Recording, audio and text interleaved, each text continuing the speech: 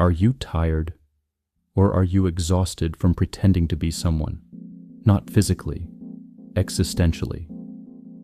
Because modern life demands a constant performance, a version of yourself that must always appear interesting, successful, emotionally coherent, socially desirable.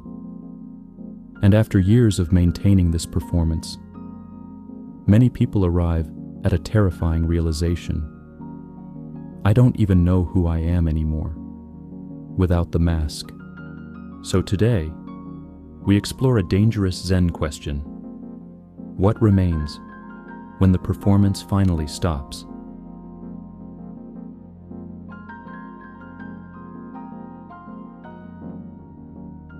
In 2026, identity has become a full-time occupation. You are expected to exist continuously. Online, visible, reactive, optimized, emotionally branded. Not just at work. Everywhere. You no longer simply live. You manage perception. And slowly, this creates a strange psychological split. The performed self versus the silent self underneath it. One is constantly becoming. The other has been quietly waiting beneath the noise the entire time. Zen calls this hidden dimension the unborn self, not the personality, not the social identity, but the awareness that existed before the world told you who to be.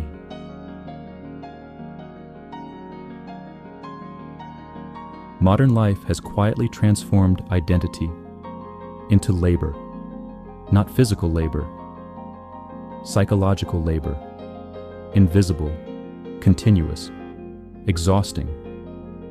You are no longer simply expected to live. You are expected to constantly construct and maintain a version of yourself. In 2026, the performance never ends.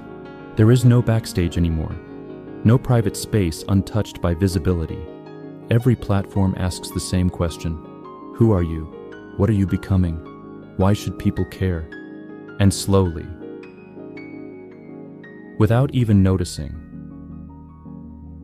your existence becomes shaped around perception, not truth, perception. You begin editing yourself constantly. Not just photographs, emotions, opinions, personality, even spontaneity becomes calculated.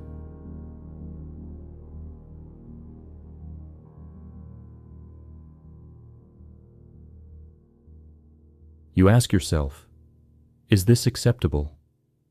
Is this impressive enough? Is this version of me likable? And eventually, the mind becomes trapped inside an endless loop of self-monitoring, watching itself, correcting itself, performing itself. This is the hidden exhaustion of modern existence, the exhaustion of continuously building a self. Because maintaining identity requires constant psychological effort, you must remember who you are supposed to be. Different masks for different rooms, competent here, spiritual there, confident here, emotionally composed there. And the nervous system never fully relaxes, because the performance is always active beneath the surface, even in silence. The construction continues. Most people are no longer simply thinking, they are observing themselves thinking, evaluating themselves in real time. Every action becomes layered with self-consciousness. How did that sound? Did I seem intelligent? Did they misunderstand me? Am I falling behind?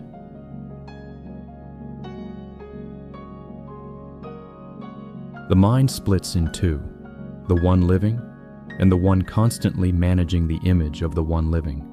And this division creates enormous psychological tension, because now, even ordinary existence feels like work.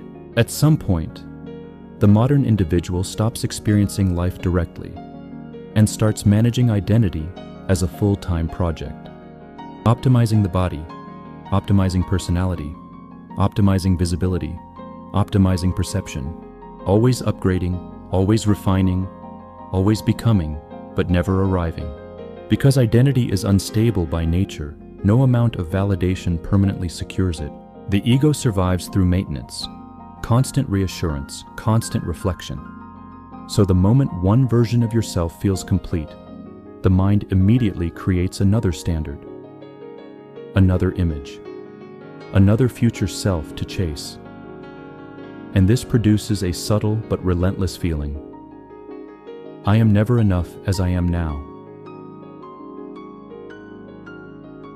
Most people think they are tired because life is difficult, but often they are tired because they are carrying the unbearable weight of holding together a manufactured self, a personality held up through comparison, validation, performance, repetition, like an actor forced to remain in character for years. Eventually, the mask grows heavier than the face beneath it. And yet, people cling to the performance desperately. Why? Because beneath the mask lies uncertainty. Without identity, who are you? Without social reflection, what remains? This is why many people fear silence. Because silence interrupts performance. And when the performance stops, something unfamiliar begins appearing. Zen sees identity differently, not as ultimate truth, but as temporary form, useful, practical, but not fundamental. The old Zen masters often spoke of the original face, the face you had before your parents were born, not literally, but experientially, meaning, what are you before labels, before roles, before self-description? What remains when there is no identity left to defend? Modern culture worships becoming, become more successful, become more desirable, become more visible, become more optimized. But Zen asks a devastating question. What if the endless effort to become someone is the very thing preventing peace? Because the self being constructed is never stable enough to rest. In previous generations, performance eventually ended. You came home. Now, the stage never closes. Notifications continue. Comparison continues. Visibility continues. And many people secretly feel hollow beneath the presentation. And eventually, many people reach a quiet breaking point. Not dramatic, just a deep internal exhaustion. A feeling that says, I cannot keep performing myself forever. And strangely, this moment of collapse may actually be the beginning of freedom. Because when the energy required to maintain identity finally becomes unbearable, you may discover something terrifying and beautiful. Perhaps you were never the mask to begin with. And in the rare moments when the performance pauses completely, no image to maintain, no role to perform, no future self to construct, there is often an immense sense of relief, almost like removing armor you forgot you were wearing.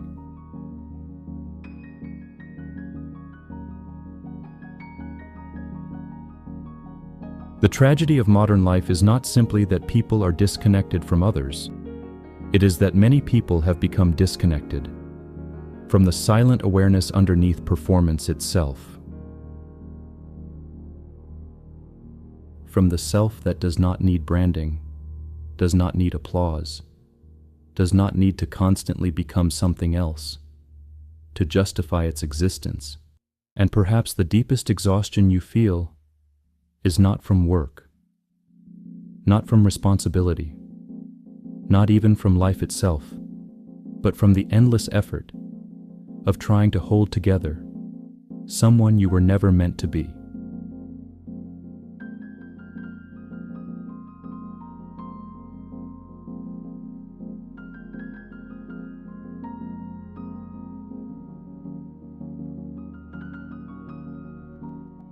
Why have human beings become addicted to being perceived? Not physically addicted, neurologically addicted. Because every notification, every recognition, every tiny social confirmation releases dopamine. Tiny chemical rewards that train the nervous system to seek external validation constantly. The mind begins outsourcing worth to reaction. Views become value. Attention becomes identity. Recognition becomes proof of existence, and without realizing it, you begin hunting constantly, not for truth, for confirmation.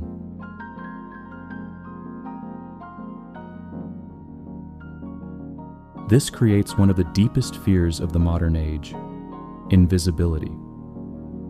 Because if no one notices you, the ego whispers, maybe you are nothing.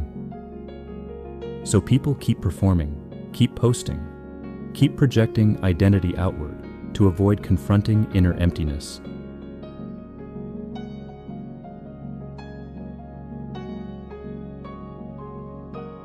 But Zen introduces something revolutionary: voluntary invisibility. Not isolation, not bitterness, but consciously stepping outside the desperate need to be witnessed. For a moment, stop broadcasting yourself. Stop explaining yourself. Stop curating experience for an imaginary audience. And notice how much energy returns instantly. At first, this feels uncomfortable, almost like psychological withdrawal, because the ego survives through reflection. But slowly, something unexpected appears: relief. The relief of no longer maintaining an image. The relief of not constantly managing perception. The relief of simply existing without performance. And strangely, the moment you stop trying to be unforgettable is often the first moment you feel real again. When the noise finally stops, most people do not encounter peace immediately. They encounter themselves, and this is why silence feels dangerous. Not because silence contains something harmful, but because silence removes the distractions that kept deeper truths hidden. For years, the modern mind survives on interruption, notifications, entertainment, music, conversation, scrolling, reaction, a constant flood of stimulation. Not always because we enjoy it, but because we fear what appears in its absence. So when the noise disappears, the nervous system begins reacting almost like withdrawal. Restlessness arises, anxiety arises, boredom arises, and suddenly, the mind starts reaching desperately for escape. Zen Buddhism often compares the ordinary mind to a monkey swinging wildly through a forest. This is called the monkey mind, jumping endlessly, memory to memory, fear to fear, desire to desire, unable to rest anywhere for long. And modern life has amplified this condition to an extreme. The mind is overstimulated, yet inwardly starving, always consuming, rarely seeing. Most people say they want peace, but when peace actually appears, they become uncomfortable. Why? Because silence begins exposing everything the noise concealed: unprocessed emotion, loneliness, fear, identity instability. Without distraction, the architecture of the self becomes visible, and the ego panics, because the ego survives through movement, through narrative, through continuous psychological activity.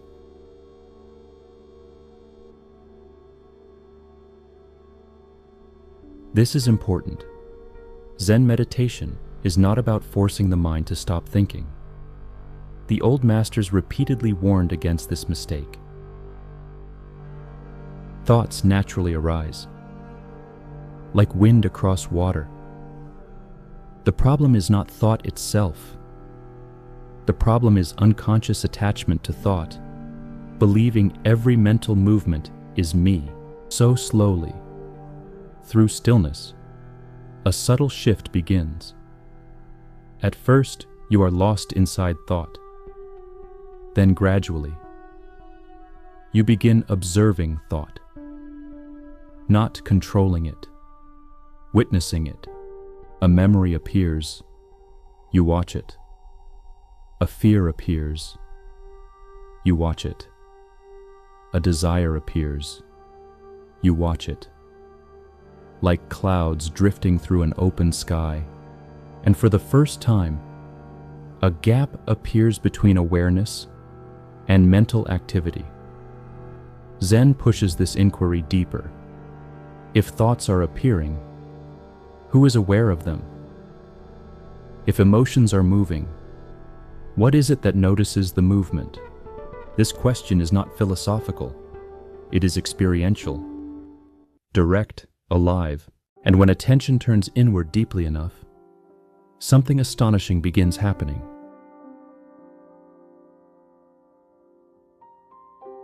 A Zen saying states, "Muddy water is best cleared by leaving it alone." Most people try to fix the mind aggressively, analyze it, control it, improve it. But Zen takes another approach. Sit still long enough, and the turbulence settles naturally. Like sediment sinking in water, the silence does not create clarity. It reveals the clarity that agitation was hiding.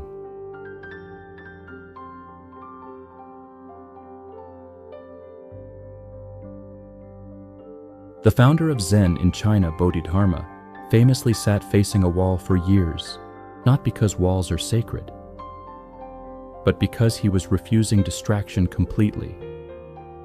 No performance, no stimulation, no psychological escape routes, only direct confrontation with mind itself. And this is the terrifying threshold most people avoid, because eventually, without distraction, the internal narrator begins weakening. This narrator has spoken your entire life, constantly commenting, "I like this.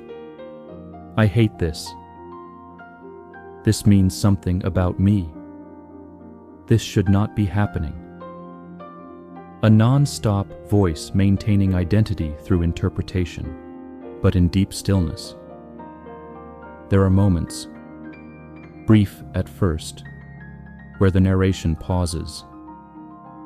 And when it pauses, something vast appears underneath it. Not another thought, not another identity, silence, immense, borderless.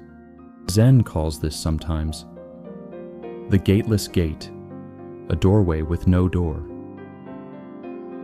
because nothing new is added. Instead, something false temporarily falls away, and what remains is simple awareness itself, not dramatic, not mystical in the way people imagine, almost shockingly ordinary, just pure presence, without psychological commentary. This is where Zen teachings on no self become real, not meaning you disappear physically, but the rigid psychological identity softens. The constant feeling of me, my image, my story, my performance momentarily dissolves, and in its place, there is direct experiencing, without ownership, without resistance.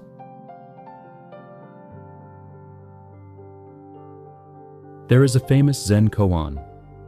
What is the sound of one hand clapping? The purpose was never intellectual. Koans exhaust the analytical mind. They push consciousness beyond ordinary conceptual thinking. Why? Because truth in Zen cannot be fully captured by thought. It must be encountered directly, inside silence itself. At first, this spaciousness feels uncomfortable because the ego interprets emptiness as death. No identity to hold, no role to perform, no narrative to maintain. But gradually, emptiness transforms. It no longer feels cold. It feels free. Thoughts continue appearing, but now they are lighter, less convincing, like birds crossing the sky. The sky does not cling to the birds, and awareness does not need to cling to thought.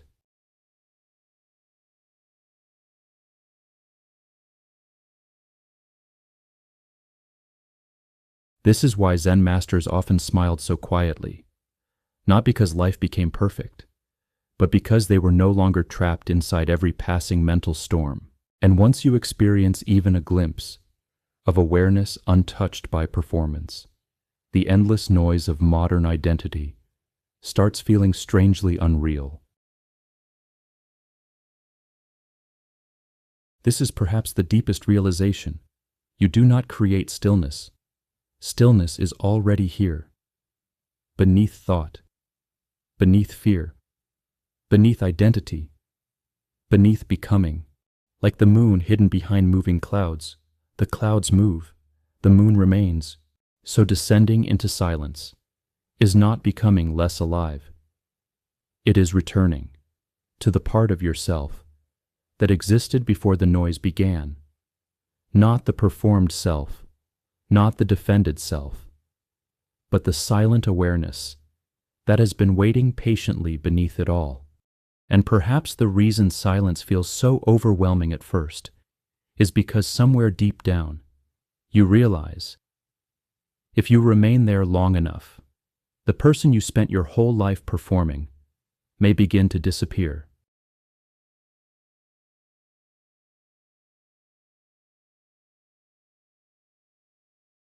Zen speaks of the unborn, not as mysticism, as direct experience. The unborn self is not your personality, not your memories, not your social roles. It is the awareness that existed before labels were attached, before success, failure, trauma, status, identity. There was simple awareness, pure experiencing, no image to maintain, no self to defend, just being. To become unconditioned does not mean becoming passive. It means your worth is no longer tied to achievement, approval, or comparison. You stop needing the future to justify your existence. Modern life worships becoming. Become richer, become wiser, become more attractive, become more important. Always movement toward a future self. But Zen asks, what if nothing is missing right now? What if the exhaustion comes, not from life itself, but from constantly trying to become someone? There is an immense peace in no longer needing to be extraordinary, in no longer defending identity constantly, in becoming. Psychologically lighter, not emptiness as deficiency, emptiness as freedom. And perhaps the deepest realization is this: the awareness searching for peace was already peaceful. Before the search began, Zen does not reject the world. It simply changes your relationship to it. The mask may still exist, but now you wear it consciously, like clothing, not like a prison. You can still work, speak, create, participate, but internally. There is less attachment, less desperation, less psychological weight, because now you know identity is a tool, not your essence. From stillness comes clarity, not forced clarity, not overthinking, but direct perception. Decisions simplify because the mind is no longer clouded by compulsive self-construction, even in busy environments. The silent awareness remains available in traffic, in meetings, in conflict, in uncertainty, like a hidden sanctuary beneath movement, always present, always waiting beneath the noise. Most people spend their entire lives trying to become someone, and in the process, they become exhausted because the self they are chasing is endlessly unstable, always requiring maintenance, always requiring validation, always afraid of disappearing. But beneath all of that, there is something quieter, something untouched. The unborn awareness that does not need applause to exist. And perhaps freedom is not found in finally becoming the perfect version of yourself. Perhaps freedom begins the moment you stop running and allow yourself to simply be, because the stillness was never absent, only covered by noise, by performance, by endless becoming. And no matter how chaotic the world becomes, that silent awareness remains, waiting, like the sky behind every storm. So tonight, before you reach for distraction, pause for one moment and ask yourself, who am I when I stop performing? Stay with that question long enough, and something astonishing may begin to appear.